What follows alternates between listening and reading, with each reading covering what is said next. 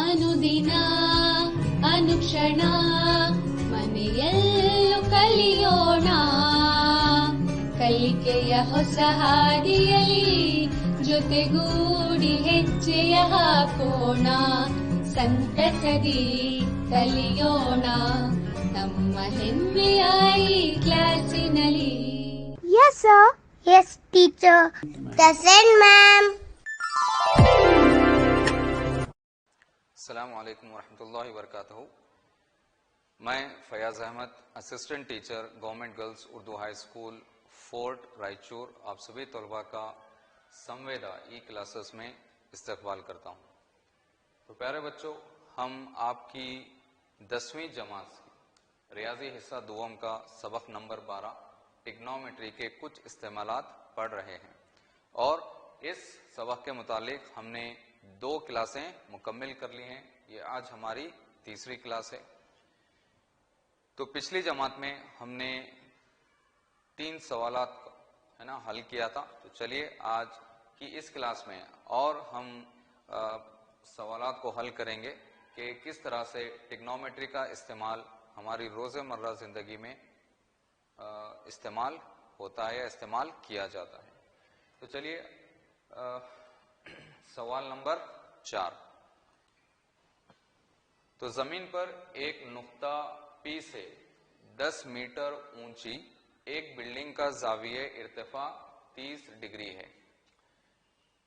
Building की छत पर झंडे का एक पोल लगाया गया है। झंडे के ऊपरी सरे का नुक्ता P से जाविये इर्तिफा 45 डिग्री है। झंडे के पोल की ऊंचाई और बिल्डिंग का नुक्ते P से फासला मालूम कीजिए। तो सवाल में दिया गया है कि जमीन पर एक नुक्ता है, शक्ल में आप जैसे देख सकते हैं। तो यहाँ पे एक बिल्डिंग है और बिल्डिंग से कुछ दूरी पे जमीन पर एक नुक्ता है P और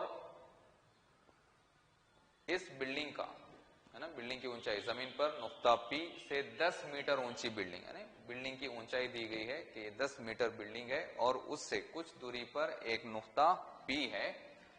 तो बिल्डिंग का जाविया इर्तिफा 30 डिग्री है, यानी इस नुक्ते से इस बिल्डिंग के देखने पर है ना, इसकी ऊंचाई को देखने पर या ऊपरी बिल्डिंग के ऊपरी सरे को देखने पर कितना जाविया इर्तिफा बन रहा है, 30 डिग्री बन रहा है। ठीक है। और इस बिल्डिंग पर एक झंडे का पोल लगाया गया है। ठीक है।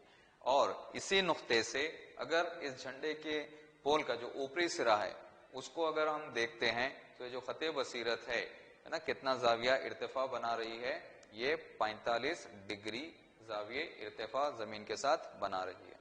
तो यहाँ पे हमें झंडे के पोल की ऊंचाई, ये जो झंडे का पोल है इसकी ऊंचाई कितनी है, इसकी लंबाई कितनी है, ये मालूम करना है और बिल्डिंग का नुक्ते P से फासला भी मालूम करना है। यानी इस बिल्डिंग से नुक्ता P जहां से हम इस झंडे के पोल को देख रहे हैं या इस बिल्डिंग को देख रहे हैं ना, इस नुक्ते P का फासला कितना है। ठीक है। उम्मीद करता हूं अच्छे से आपको ये बात समझ में आ गई। चलिए इसी को हम आसानी से है ना, आसान तौर पे एक शक्ल उतार लेते हैं। तो यहाँ पे जमीन पे नुक्ता P है और ये नुक्ता P एक बिल्डिंग है जिसकी ऊंचाई दिया गया है 10 मीटर है। तो यहाँ पे A भी एक बिल्डिंग है जिसकी ऊंचाई 10 मीटर है और उससे कुछ फासले पर जमीन पर एक नुक्ता P है और इस नुक्ते P से इस बिल्डिंग को देखने पर जाविये इर्तिफा दिया गया है 30 डिग्री। ठीक है।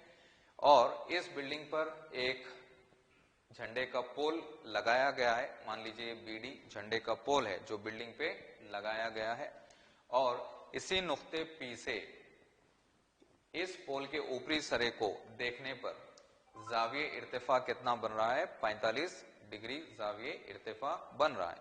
तो हमें यहाँ पे इस झंडे के पोल की लंबाई को मालूम करना है और साथ में नुक्ते P का इस बिल्डिंग से जो फासला है इस फासले को भी हमें मालूम करना है। ठीक है। तो चलिए ये शक्ल हमने हासिल की, सवाल के मुताबिक हमने शक्ल को उतारा। ठीक है। तो यहाँ पे AB है ना। ए बी ये बिल्डिंग की ऊंचाई है और ये दिया गया है 10 मीटर है।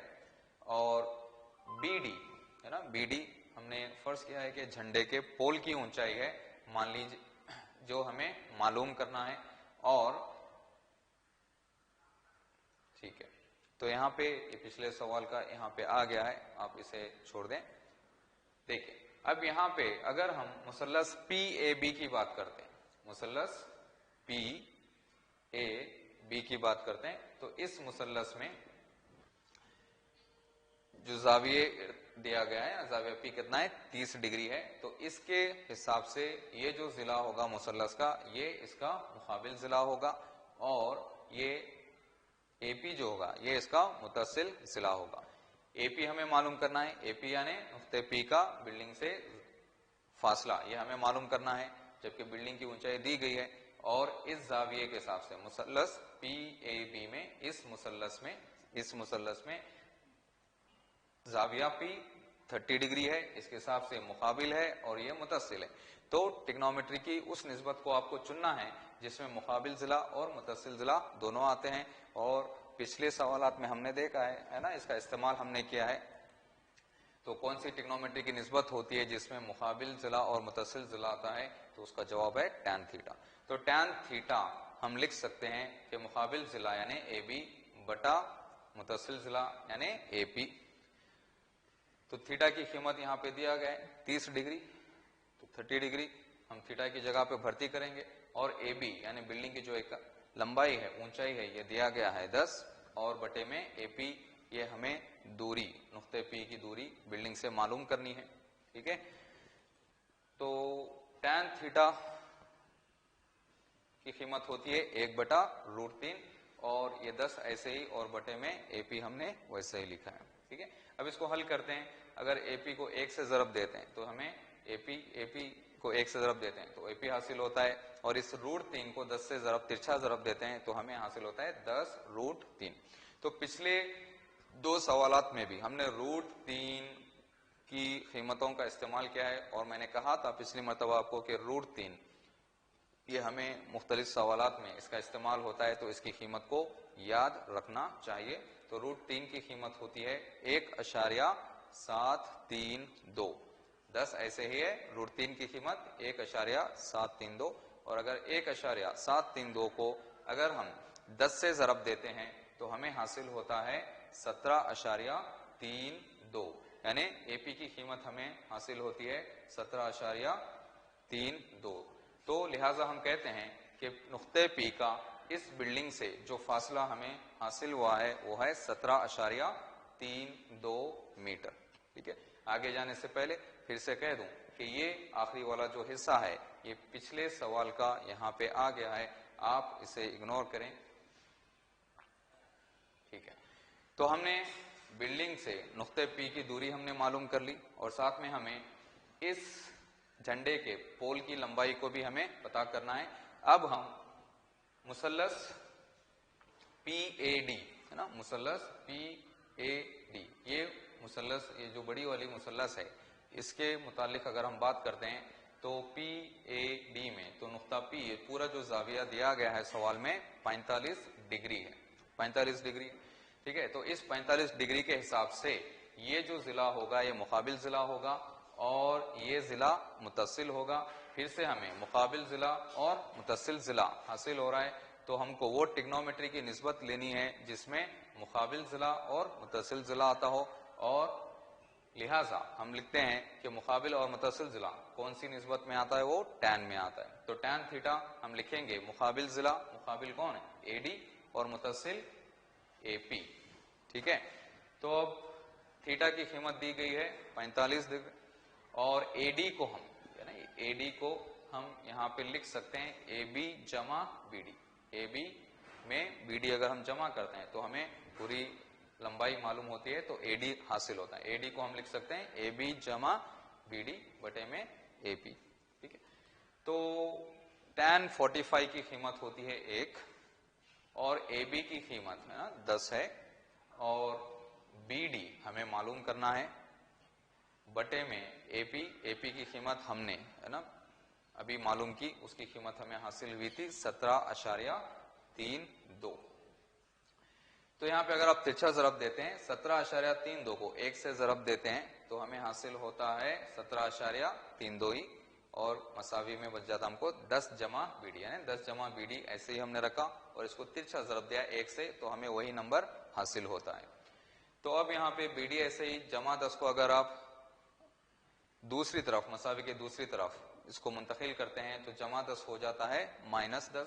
तो 17.32 में से अगर हम 10 तफरीक करते हैं तो हमें हासिल होता है 7.32 मीटर, यानी जो झंडे के पोल की ऊंचाई है ये हमें हासिल होती है 7.32 मीटर। तो हमने नुक्ते P का बिल्डिंग से फासला मालूम किया और साथ में हमने जो बिल्डिंग के ऊपर झंडे का जो पोल लगाया गया था उसकी लंबाई को भी हमने मालूम किया। तो इसी के साथ है ना ये सवाल खत्म होता है। तो चलिए अगले सवाल की तरफ हम चलते हैं। तो अगला सवाल दिया हुआ है कि 8 मीटर ऊंची एक इमारत यानी बिल्डिंग की छत और पाया का एक कसीर मंजिला इमारत से जाविया झुकाव बिल तरतीब 30 डिग्री और 45 डिग्री है।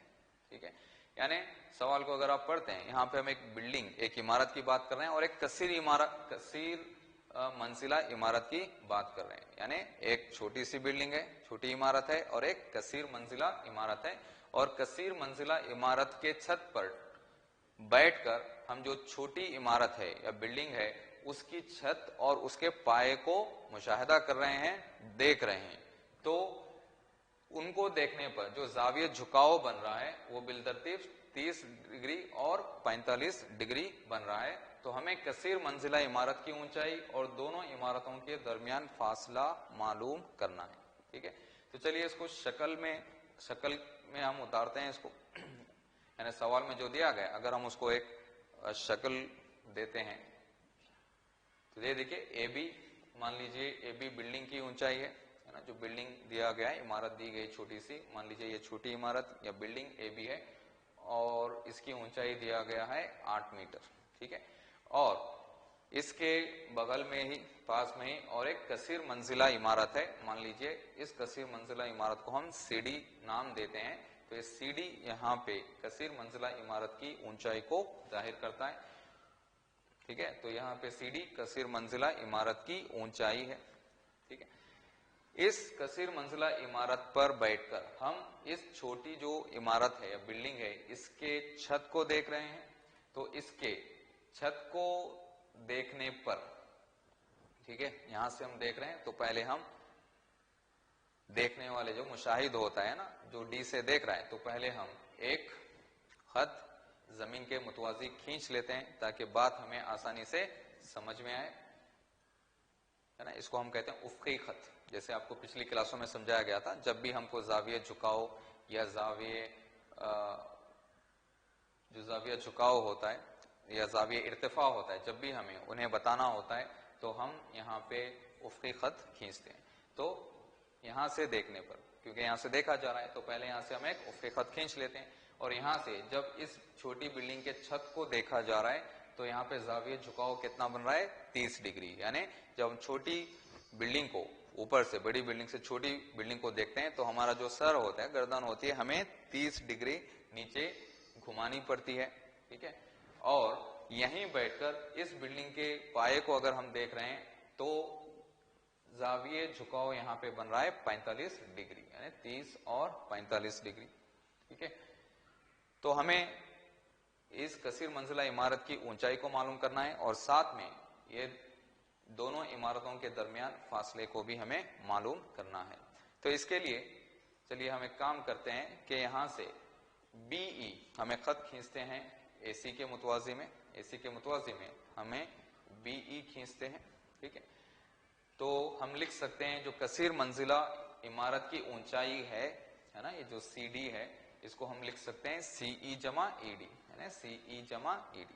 ये दो हिस्सों को अगर हम जोड़ते हैं तो हमें पूरी कसीर मंजिला इमारत की ऊंचाई हासिल होती है। ठीक है, और दोनों इमारतों के दरमियान जो फासला है वो है एसी।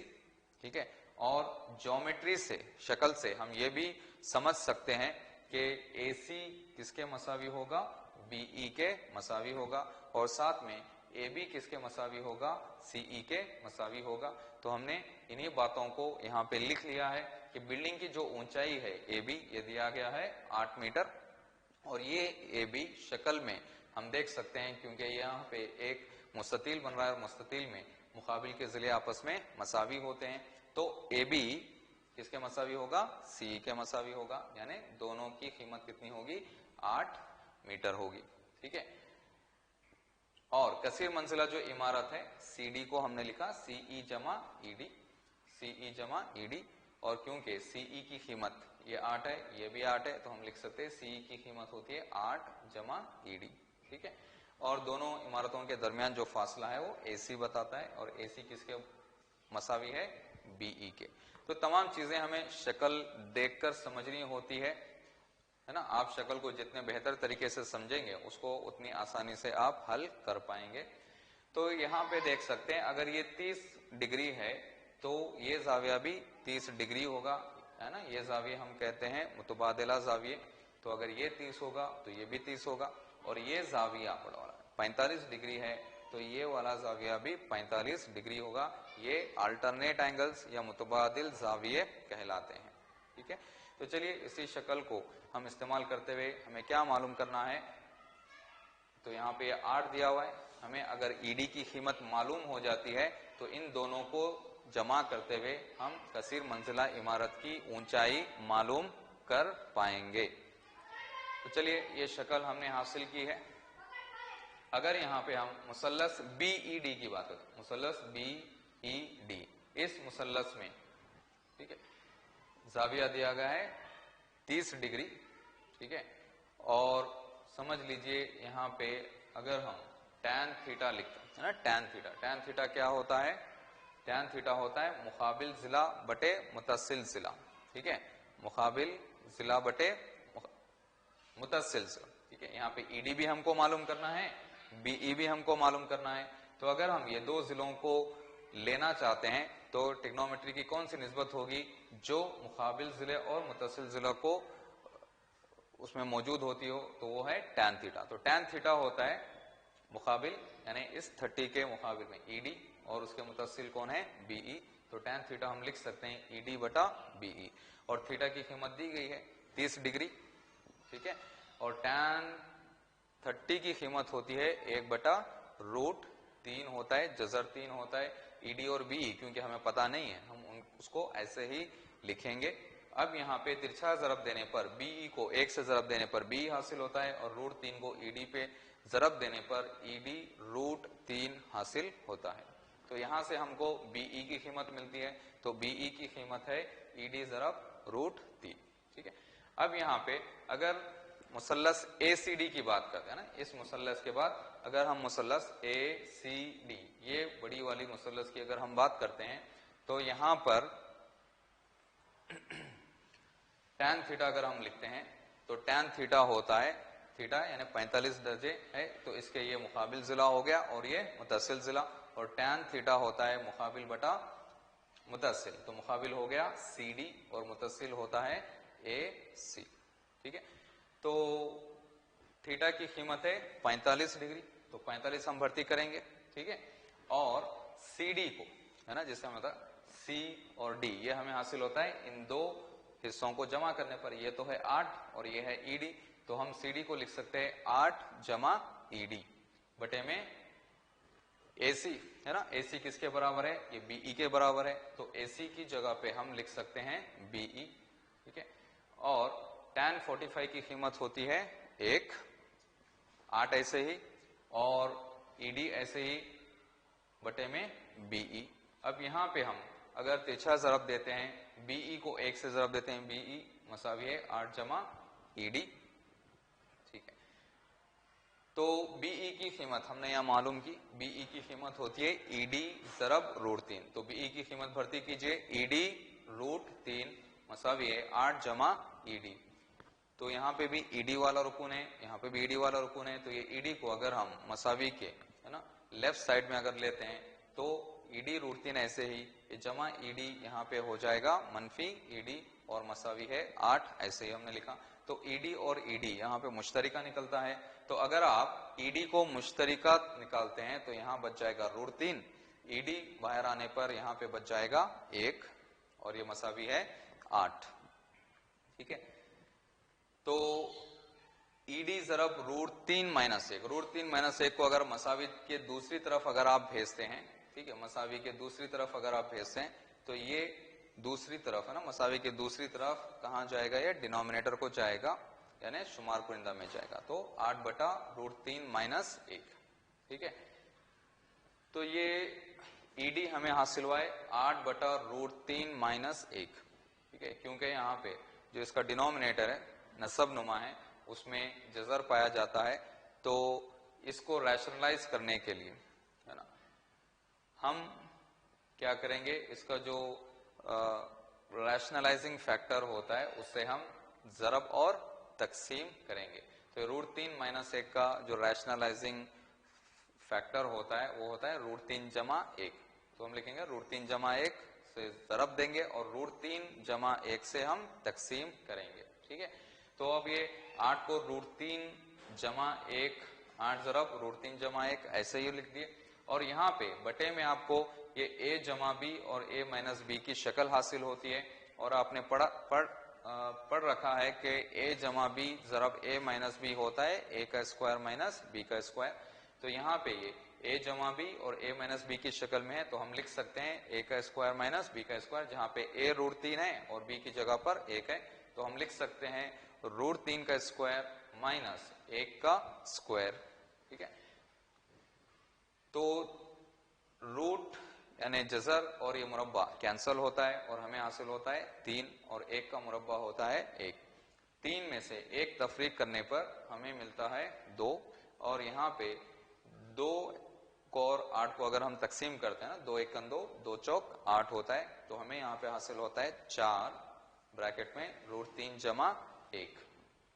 ठीक है, तो लिहाजा हम लिख सकते हैं कसीर मंजिला इमारत की ऊंचाई, हमने लिखा कसीर मंजिला इमारत की ऊंचाई को सीढ़ी से हमने जाहिर किया, जिसे 8 + ईडी हमने लिखा था। तो यहाँ पे अगर आप ईडी की कीमत भर्ती करते हैं 8, ऐसे ही ईडी की कीमत कितनी हासिल हो गई हमको, ईडी की कीमत हासिल हो गई 4 जरब √3 + 1। इसको यहाँ पे अगर हम भर्ती करते हैं तो यहाँ से अगर हम 4 को मुश्तरिका निकालते हैं, 4 और 8 4 के पहाड़े में आते हैं, तो 4 को अगर आप मुश्तरिका निकालते हैं तो ये होता है 4 दूनी 8, है ना, 8 को हम 4 दूनी लिख सकते हैं। 4 को अगर हम बाहर लेते हैं तो 2 अंदर बच जाएगा, ये 4 को हमने बाहर ले रखा है, तो ये बच जाएगा √3 + 1। ठीक है, तो ये 2 में 1 जमा करने पे हमें हासिल होता है 3, √3 को हमने ऐसे ही लिखा और 4 का 4। लिहाजा कसीर मंजिला जो इमारत है उसकी ऊंचाई हमें हासिल होती है 4 जरब 3 + √3 मीटर। ठीक है, उसी तरह दोनों इमारतों के दरमियान फासला हमने लिखा था, ये मसावी है BE, और BE की कीमत, ठीक है, BE की कीमत हमें हासिल हुई थी ED जरब √3। ठीक है, तो पिछले स्लाइड में हमने देखा BE की कीमत हमने हासिल किया था ED जरब √3।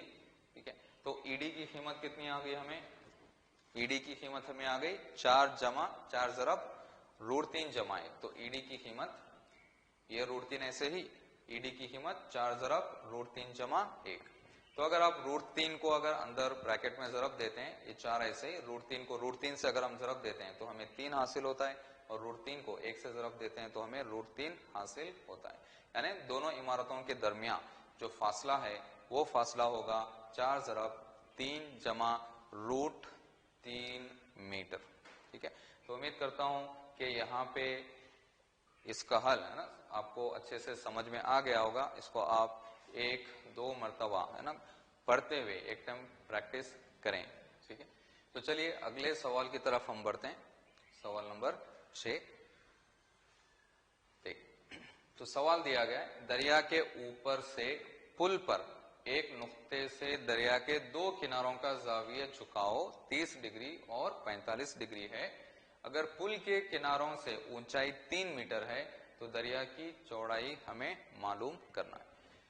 ये शक्ल आपको किताब में भी दिया गया है। तो जैसे आप देख सकते हैं यहाँ पे एक पुल है, तो यहाँ पे एक पुल दिया गया है और पुल के नीचे पुल के नीचे एक नदी बह रही है, ठीक है, एक दरिया, एक नदी बह रही है, और जो नदी के जो दो किनारे है ना, पुल पे एक नुक्ता है P, और उस पर ठहर कर, है ना, उस पर ठहर कर हम नदी के किनारों को देख रहे हैं, नदी के किनारों को देख रहे हैं, और उस नुक्ते से जो दो नदी के किनारों को हम देख रहे हैं, तो उनके जाविये झुकाव दिया गया है 30 दर्जे और 45 दर्जे, ठीक है।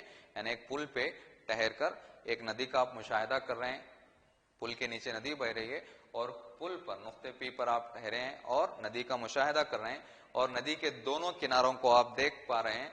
तो नदी के जो दो किनारों को आप देख रहे हैं नीचे, तो जाविये झुकाव दो किनारों का कितना बन रहा है, एक किनारे का 30 डिग्री और दूसरे किनारे का 45 डिग्री। ये सवाल में आपको दिया गया है, ठीक है। और साथ में ये भी दिया गया है कि जो पुल की ऊंचाई है नदी के किनारों से, पुल की जो ऊंचाई है, ये ऊंचाई दी गई है 3 मीटर, ठीक है। तो यहाँ पे A और B, है ना, A और B ये दरिया के मुकाबिल किनारों पर मौजूद नुक्तों को जाहिर करते हैं। यानी दरिया के जो दो किनारे हैं, हमने दो नुकात वहां पे लिए हैं, जो दो दरिया के जो दो किनारे हैं, है ना, वहां पे हमने A और B दो नुकात लिए हैं। तो P पुल के ऊपर 3 मीटर की ऊंचाई पर नुक्ता है ना, P क्या है, 3 मीटर ऊंचाई पर एक नुक्ता है जो पुल पर है। तो यहाँ पे दरिया की चौड़ाई कितनी हो जाएगी, ठीक है, दरिया की चौड़ाई, यानी अगर हम दो किनारों पे जो ए बी हमने नुकात हमने फर्ज किए हैं, अगर उनको हम जोड़ते हैं, तो ये जोड़ने वाले खत की जो लंबाई होगी वो दरिया की चौड़ाई को जाहिर करेगी, ठीक है। तो P से एक उमूद हमने खींचा है, और ये उमूदी लंबाई दिया गया है 3 मीटर।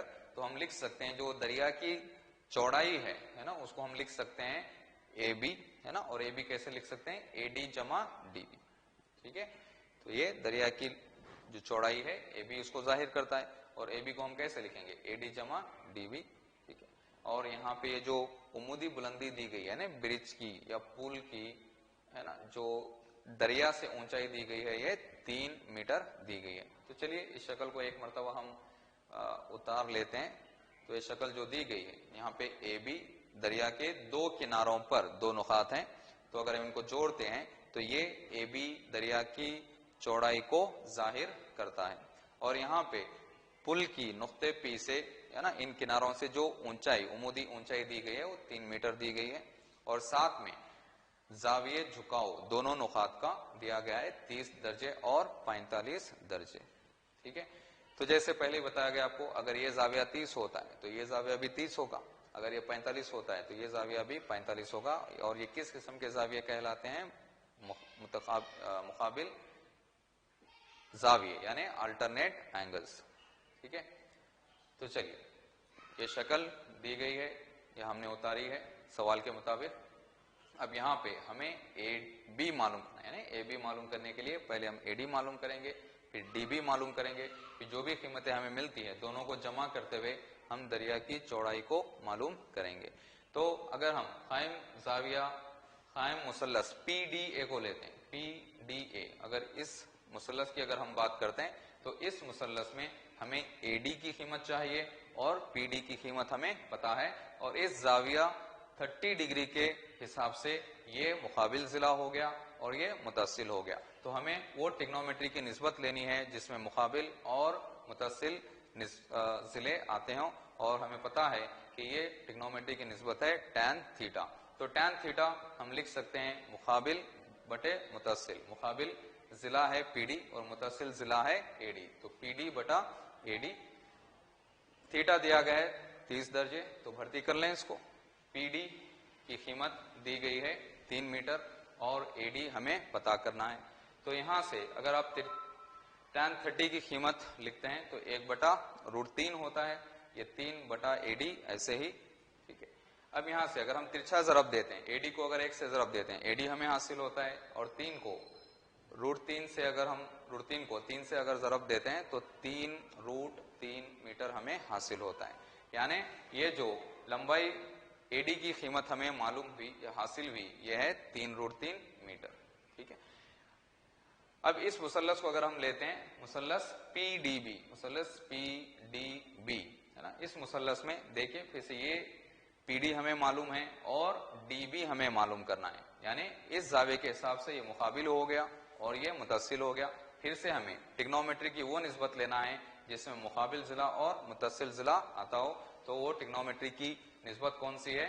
जी हाँ, ये टैन थीटा है। तो इस मुसल्लस के लिए भी अगर हम टैन थीटा लिखते हैं तो ये मुकाबिल बटे मुतसिल होगा। मुकाबिल यानी पीडी, मुतसिल डीबी, यानी पीडी बटा डीबी। तो चलिए थीटा की कीमत भर्ती कर लेते हैं, 45 डिग्री या 45 दर्जे, और पीडी की कीमत वही है 3 और डीबी हमें मालूम करना है। तो tan 45 का वैल्यू होता है 1 और ये 3 ऐसे ही और डीबी ऐसे ही। अगर हम तिरछा ज़रब देते हैं, डीबी को 1 से ज़रब देते हैं, डीबी हासिल होगा और ये 3 मीटर ऐसे ही, ठीक है। यानी जो भी लंबाई होती है उसको मीटर में नापते हैं, मीटर में दी गई। यानी अब दोनों कीमतें हासिल हो गई। एडी की कीमत हमें हासिल हो गई 3√3 और डीबी की कीमत हमें हासिल हो गई 3। तो अगर दोनों कीमतों को अगर हम जमा करते हैं तो दरिया की जो चौड़ाई है उसकी कीमत हमें निकल के आती है। तो दरिया की चौड़ाई ए बी है और ए बी एडी जमा डीबी होता है। तो एडी की कीमत 3√3 और डीबी की कीमत 3 हमें हासिल हुई। तो एडी की कीमत 3√3, डीबी की कीमत 3। यहाँ पे अगर हम 3 को मुश्तरिक निकालते हैं, ठीक है, 3 को अगर आप मुश्तरिक निकालते हैं तो यहाँ से बचेगा √3, क्योंकि 3 को हमने मुश्तरिक लिया है तो उसकी जगह बचेगा 1। यानी दरिया की जो चौड़ाई हमें हासिल होगी वो होगी 3 ज़रब √3 जमा 1, ठीक है। तो उम्मीद करता हूँ बच्चों ने भरपूर इन सवालात से लुत्फ उठाया होगा और उम्मीद करता हूँ कि आपको जो सवालात कराए गए हैं ना उनका हल आपको अच्छे से समझ में आया है। थोड़ी सी यहाँ पे आपको प्रैक्टिस करनी होगी ताकि सवालात आपके लिए और आसान हो। तो आज के लिए इतना ही काफ़ी है। हम अगली क्लास में और कुछ सवालात के साथ इस सबक को हम आगे बढ़ाएंगे और तब तक के लिए उम्मीद करता हूँ जितने भी सवाल हमने इस क्लास में और पिछली क्लास में हमने किए उनकी आप प्रैक्टिस कर रहे होंगे, है ना, उनको समझने की आप कोशिश कर रहे होंगे। तो चलिए आज की क्लास को हम यहाँ पे ख़त्म करते हैं। इंशाल्लाह अगली क्लास में हम कुछ और सवालात के साथ इस सबक को हम कंटिन्यू करेंगे। शुक्रिया। अनुदिना